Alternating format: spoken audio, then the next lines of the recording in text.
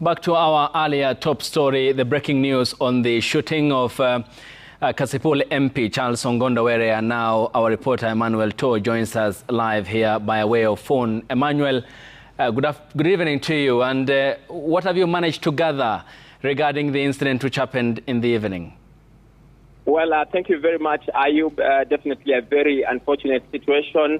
And right now we are at the Nairobi hospital, where several vehicles of members of parliament and family members are arriving here to just confirm and, of course, be part and parcel of the process of that incident where KASIPUL MP Ong'ondo Charles was fatally shot this evening at around 7:30 p.m. at the city mortuary roundabout. And it is said that the legislator was gunned down by two people who were trailing him on a motorbike. And right now we are here, and the members of parliament are just streaming in. I've seen the leader, or the MP, one of the MPs from Nairobi, who has actually arrived a few minutes ago. It should be Embakasi West MP, who just drove in a few minutes ago. And there are still more vehicles that are coming in and out of Nairobi Hospital. We have seen some family members as well. We have not been allowed to go inside the hospital at the moment, but the security is just trying to clear us. But just before I came to this place, we were at the city mortuary roundabout. The scene has been cleared. There are no vehicles, police vehicles, or any sign of any activity around that place. But we witnessed, we saw some place where there were some shattered glasses, which were, I think it was a sign of what had transpired there. And of course, we will be monitoring the situation and give you the details. But the MP had actually lamented or complained about his security about 2 or 3 months ago. And some are saying actually he was in Parliament today for the activities today. Remember, Parliament was finalizing its business, especially the finance bill, before they could proceed on a month-long recess. Remember, they are due for a recess that starts tomorrow for a month. And so this is the situation, Ayub, but we'll be monitoring and give you details as they unfold. Ayub. Thank you, Emmanuel, giving us an assessment of the situation following the shooting of the lawmaker. And Emmanuel, given the circumstances under which cannot be, of course, established at this moment, and the complaints that he had managed to raise regarding his security, what does then this tell us about the state of security here, given that it's an MP who is now involved and certainly the perpetrators are unknown? Well, Ayub, this is really a very difficult situation right now. The police, the DCI are trying to piece together the details before and after the shooting. And currently, some reports, we've spoken to some officers from the DCI who are in hot pursuit of the alleged shooters, those ones who are on motorbikes.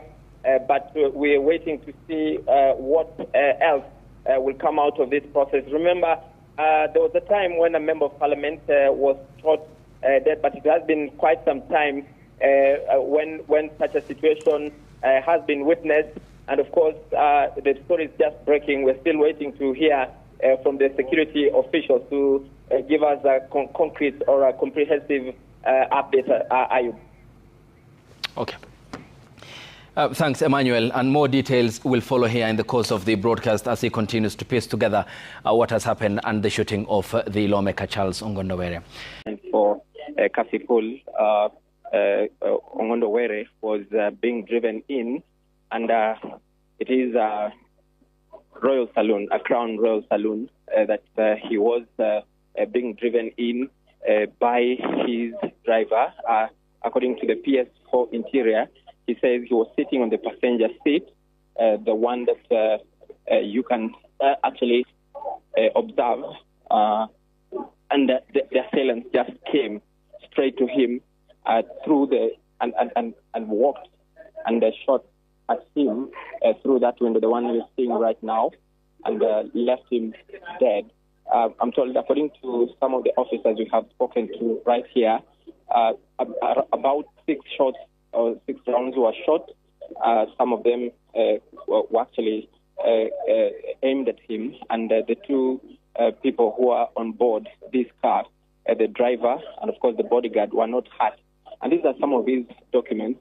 You can see there's a paper there where it is a parliamentary paper. He was in Parliament up to around 7 p.m. Where he was actually seated alongside one of the members of Parliament, Eve Obara, a member of Parliament who is just from the neighboring constituency where the member of Parliament was coming from. And of course, he was attacked.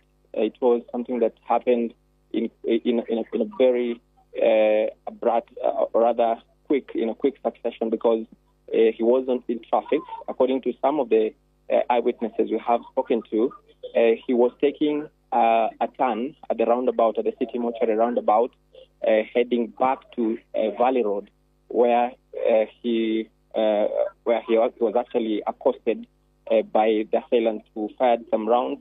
The officers say that the precision that the shots were taken with mean that this was a very well-trained assassin, because the 2 officers who were in the car were not hurt in any way. It's actually them who were helping to drive the vehicle to this side. The driver is still actually here. He's still on the scene and has been on guard. And I think we're sure that he's going to be one of the key witnesses. He's the one you can see on the pictures right now. He's one who was a part of the team, which was, he's now getting into the vehicle. That is the driver. And, of course, the police are still trying to piece together the details of that murder incident. And the homicide team, the crime investigation team, is still trying to understand and gather pictures of the situation that transpired. You see, some of his shoes are still there. They are trying to just reenact the situation as it was when that situation happened. The crime scene tapes are just being removed now because this area has been cordoned off for a few minutes now, for a few hours, about 4 hours or so. And the officers here from the DCI side, the officers from the criminal investigation team are just coming in. So these were the driver and the bodyguard who were in that vehicle. You could see some blood stains on his shirt. One of the officers who were in that vehicle.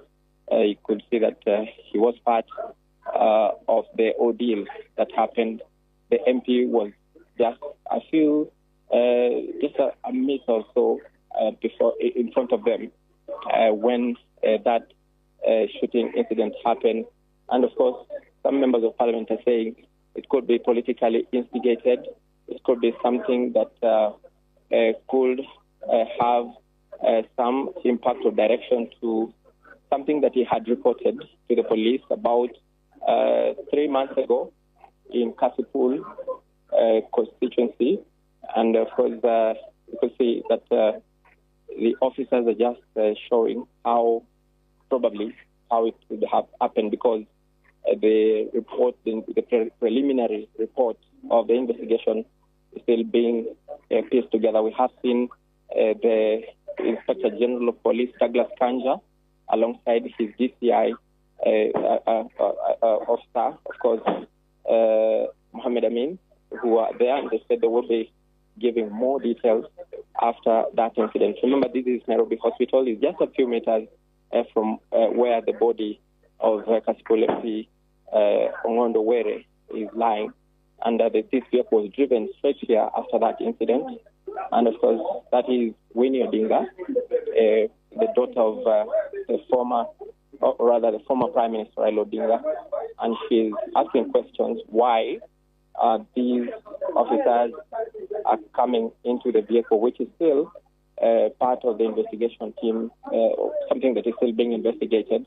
But we had seen already some of the officers take some samples of what may have happened. And Winnie Odinga is saying that the officers here may be tampering with the evidence of the situation that transpired.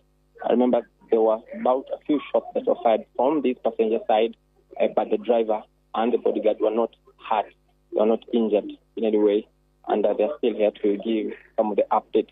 So, Jeff, it is going to be a long night. The members of parliament who are with him say he was in parliament until around 7 p.m. They're about a few minutes, almost 30 minutes before he was shot. And the vehicle is now being moved to the police station actually, we're told it is being taken to Nairobi area police station before these investigations could now kick off officially to try and unravel the reason and the incident that transpired. Remember, the Interior PS, Raymond Omolo, says they're still in pursuit of the assailant who boarded the motorbike that dropped him at the scene of crime. We were there. We were at the scene where a few pieces of the glass from the window were shattered, where immediately after he was shot.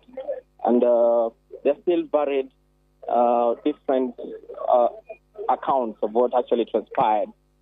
Some saying that he wasn't phone, some saying he was actually trying to get out of the traffic that had been witnessed at around the city mortuary roundabout. But the police will definitely, at the end of it, give us a final story. And of course, this vehicle is now being moved. But we have the family members who are still here. They're still in shock. They are praying. Some of them are praying to just find a way out of this. But the vehicle that was, we could just, there's a lot happening here at the Nairobi hospital. The vehicle, the Royal Saloon crown, is being driven out. But we want to see whether we could actually get a comment from some of these members who are still here. But the members of parliament have already dispersed. They were led by Junet Mohammed, the minority leader in the National Assembly, who said that they will be giving further and more details tomorrow on the way forward, the burial preparations and everything else. So, Jeff, it is a sad night. This is another member of parliament who has fallen after several others this year. The senator for Baringo, William Cheptumo. We saw the member of parliament from Kakamega County also passing on. But this one is different. It is a cold-blood murder, according to the police, of a sitting member of parliament. So we'll be getting back to you with more details and to our listeners, our viewers, about what the way forward will be from tomorrow. Back to you, Jeff.